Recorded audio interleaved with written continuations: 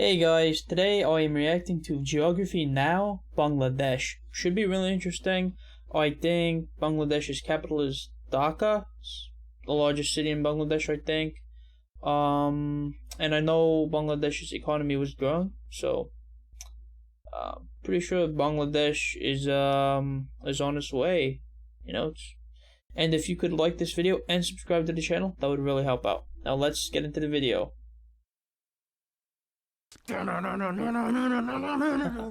Oh, sorry. I'm just headbanging. To Bangladesh!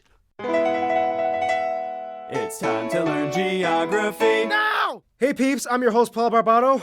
Insert intro thing because I didn't write anything. Let's dissect the flag. Now, you've probably seen this flag before and thought, who dipped the flag of Japan in a tub of algae? Well, it's not some green mutated version of Japan's flag, it's Bangladesh's. It does look a bit similar. Essentially, the flag has a green field and red circle that is not in the center, but a little bit offset closer to the hoist side, and the reason for this is so that it looks centered when the flag is waving in the air. Green represents the lush, fertile green interior of the land of Bangladesh, and the red represents the sun. Simple! Moving on.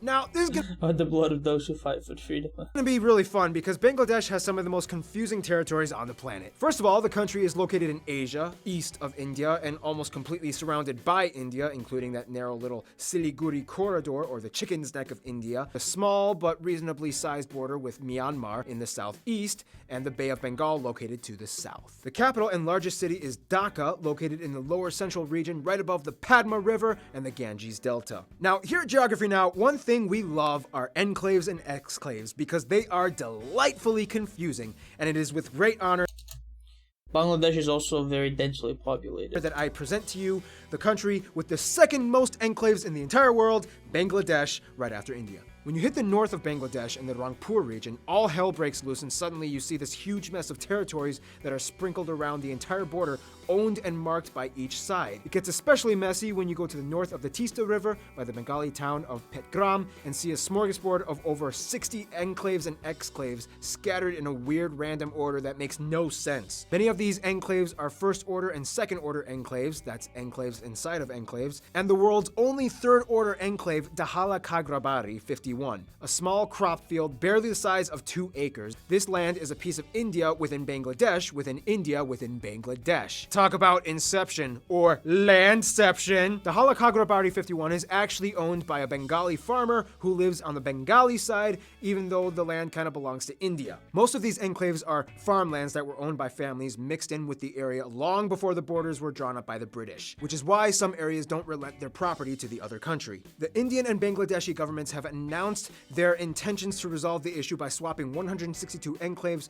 by giving residents a choice of nationality. However, the process isn't really moving and is kind of stuck in a red tape limbo. As we'll soon find out, Bangladesh's land is shaped heavily by the landscape and immense river systems that flow through the entire country like vital bloodstreams, fostering life to the entire region. And by soon, I mean like right now.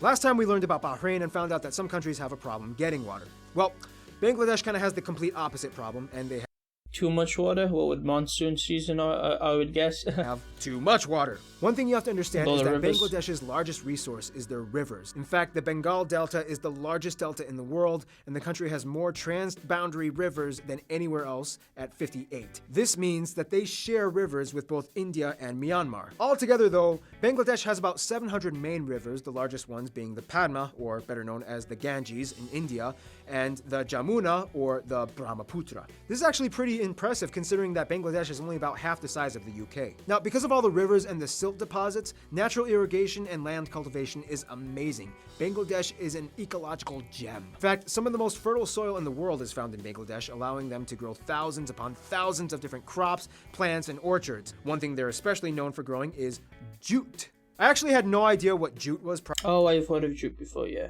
prior to making this video, and then I found out it's actually the stuff they use to make ropes and burlap. See? I'm just like one of you! I'm learning!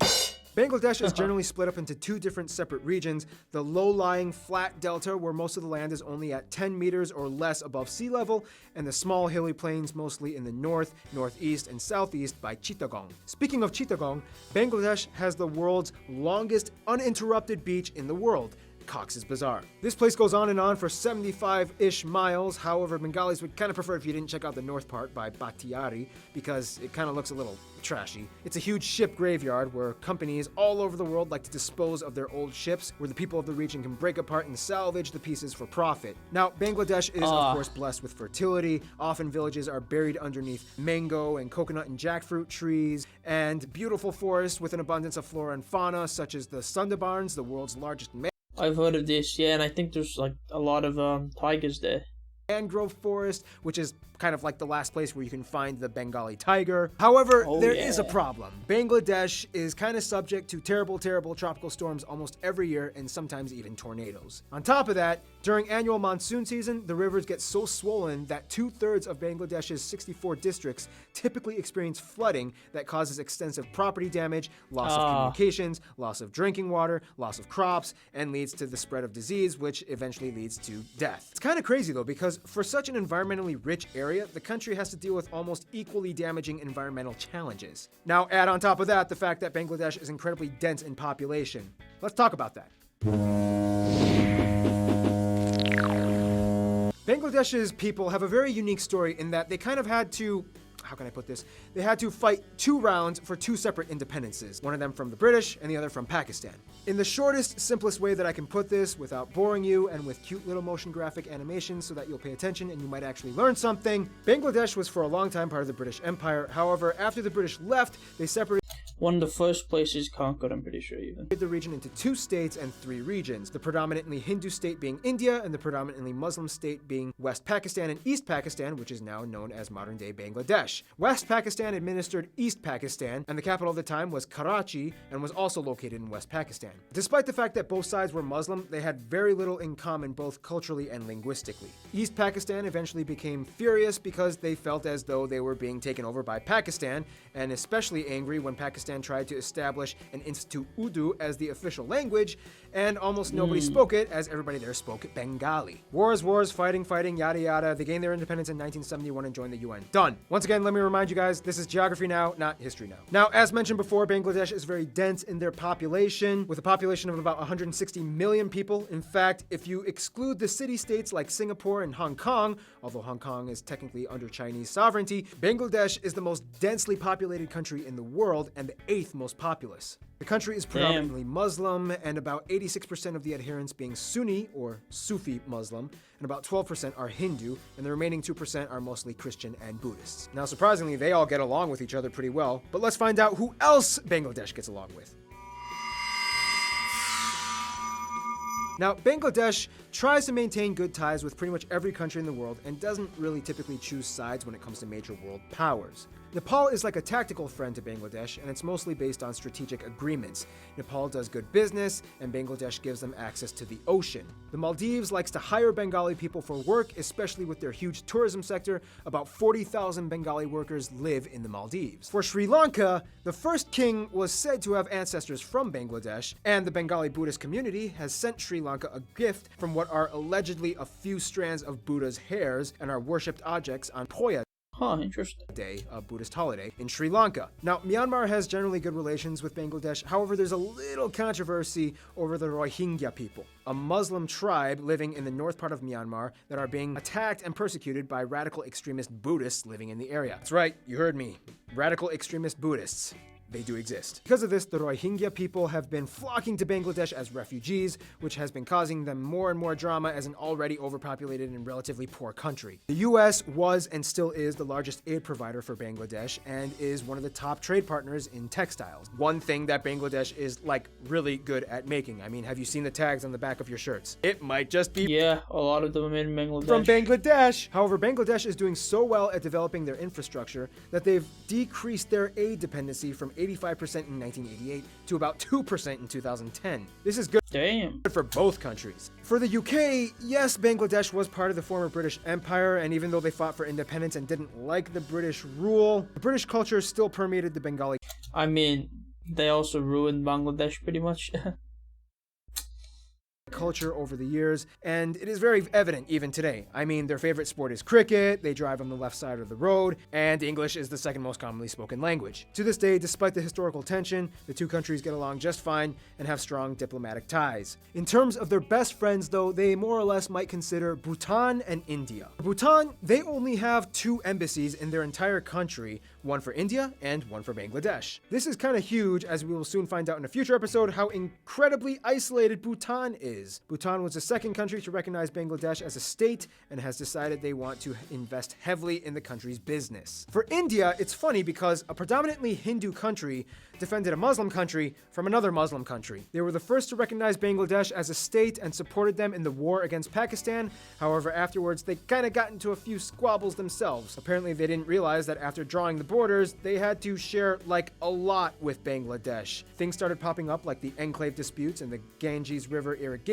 drama, and complaints that too many Bengali people were living illegally in India. However, in the end, they get along pretty well and are always there to support each other. In conclusion, Bangladesh is blessed and cursed in so many ways, yet no matter what gets thrown at them, they always stay afloat when the flood comes, and when it dries up, they're ready to get right back up and plant those crops all over again. Stay tuned, Barbados is coming up next. Damn, Bangladesh. Awesome. Respect to the Bangladeshi people, the hardworking as well, you know? Although I do think there is a bit of a brain drain sometimes where all like the smart people, the hardworking people might leave. But I think they do, a lot of Bangladeshi people do come back to Bangladesh. But yeah, honestly, hardworking people. That's what I have to say. Let's check out some of the comments. Wow, Bangladesh, so interesting country. I want to visit Bangladesh someday. Huge respect and love from Japan. We are friends. But actually, the red circle doesn't represent the sun. Actually, it represents the blood of the martyrs who sacrificed their lives for the independence of Bangladesh. Red is the symbol of the freedom. Bangladesh is the first country who did language movement and sacrificed lives for their mother language in 1952. Japan is our only true friend. They help us, they stand by our side unconditionally. Oh, Japan. Okay. And the similar flags. Interesting. Huh. Love Bangladesh from Saudi Arabia. Love Bangladesh from Turkey. Love for Bangladesh from South Korea. So, the red circle represents the blood of the freedom fighters. Love Bangladesh from Belgium. Yeah. I'm so proud to be a Bangladeshi.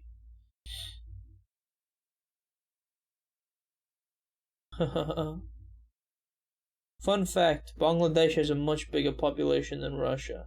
Damn. That is weird.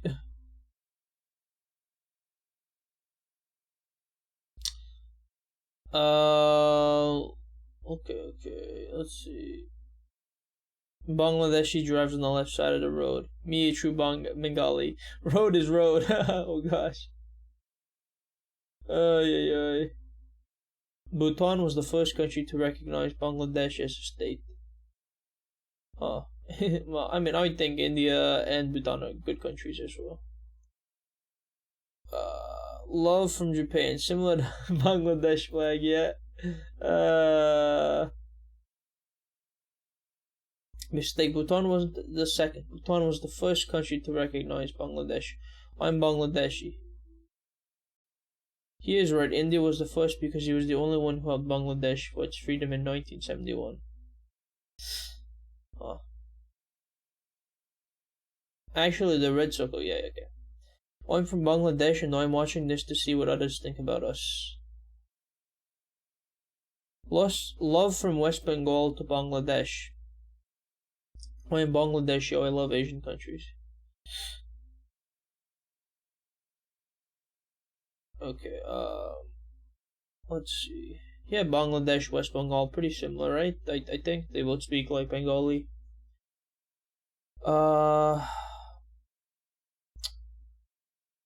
Bangladesh is honestly a blessed country. If only the government of our country wasn't so corrupted. Even with the dense population, I believe our country would be a lot more developed. Maybe. Literally, he knows more than me about Bangladesh, even though I am Bangladeshi. You gotta learn. But yeah, this was a cool video, definitely. Respect to the Bangladeshis, respect to Bangladesh. And if you enjoyed my reaction, please like this video and subscribe to the channel. Thank you so much for watching. Bye bye.